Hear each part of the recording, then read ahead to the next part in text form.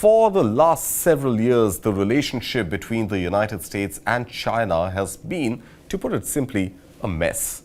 Trade wars, technology bans, diplomatic freezes, both countries slapping on tariffs on one another, blocking each other's companies and increasingly treating the other as a strategic rival rather than a partner.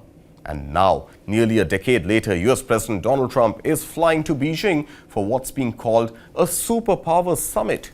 2 days of formal talks with President Xi Jinping beginning Thursday. Now, it's the first time a sitting American president to China since Trump's first term visit back in 2017. Now, yesterday, we told you the full story of who's traveling with US President Donald Trump and why this summit is happening now and what each side is walking in with. Now, if you haven't watched that, then go check it out. But since then, a lot has moved. Now, Trump spoke to the press before departure.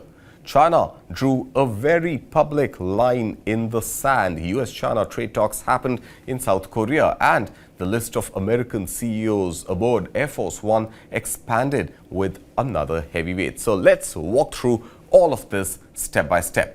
Now, right before boarding, US President Donald Trump stopped and spoke to reporters. And what he said was interesting in that very Trump way, where you have to listen to the whole thing before you understand what he actually means. But what he said was that he's expecting a long talk with President Xi Jinping, specifically about Iran. But then almost immediately he said, and I quote, "I don't think we need any help with Iran." Any help with Iran, to be honest with you. They're defeated militarily, and they'll either do the right thing or we'll finish the job. And that's what Trump said. I don't think we need any help with Iran. And to be honest, they are defeated militarily and they'll either do the right thing or we'll finish the job. That's exactly what the US president said. Now, remember, the US is currently weighing a fragile truce with Iran, a conflict so serious it pushed this very summit back by 2 months.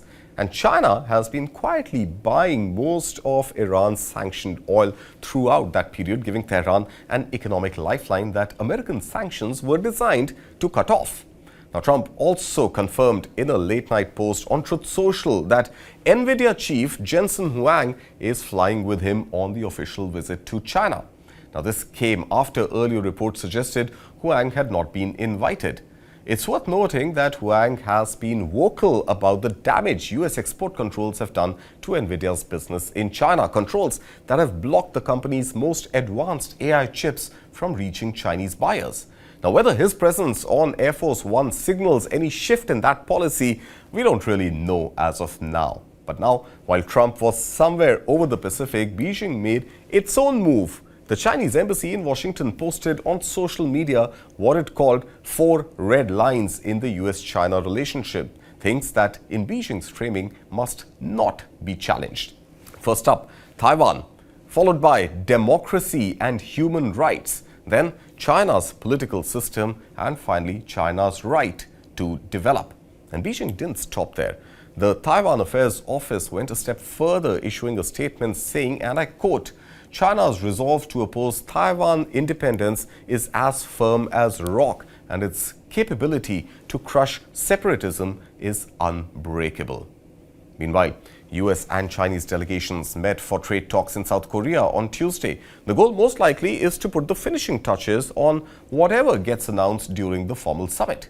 The public talks between leaders are in many ways a final act of conversations that have already been happening quietly in places like this. And there's one more issue expected to come up: artificial intelligence. Now, despite their fierce rivalry, both over the technology, both Xi Jinping and Donald Trump share a genuine concern that AI could be used to design bioweapons or to hack into critical national infrastructure. It's one of the rare areas where the interests of both countries actually overlap.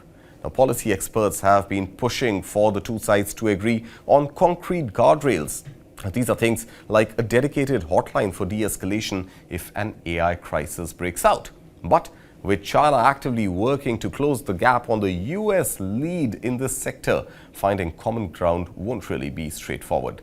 Now, official talks between Donald Trump and Xi Jinping begin Thursday. We'll break down everything as it comes out, what gets announced, what gets buried and what is actually there to read between the lines. So do stay with us.